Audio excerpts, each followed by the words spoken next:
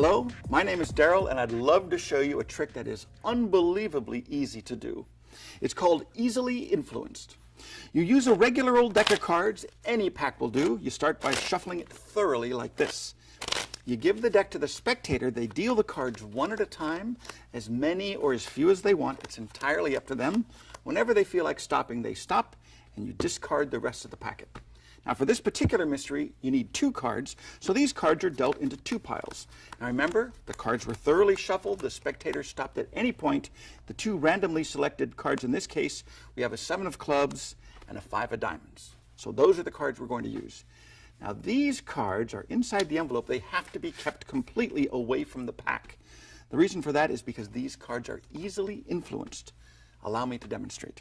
If I take the 5 of diamonds, which is a 5, place it on the packet, give a little squeeze, all of the cards are 5s. Now sometimes I do this, people think, well, they were always 5s, but that's not the case. If I don't use the 5, if I use the 7 instead, give a little snap, all the cards become 7s. Now that's because these cards were easily influenced by the values of the 2 selected cards.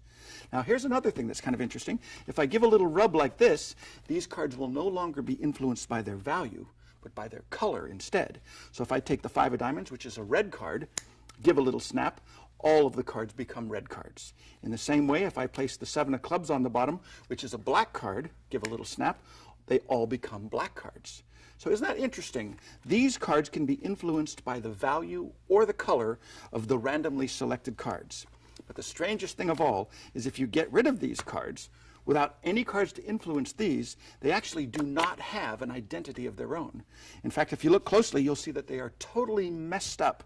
This one looks like that. This one looks like this. This one looks like this.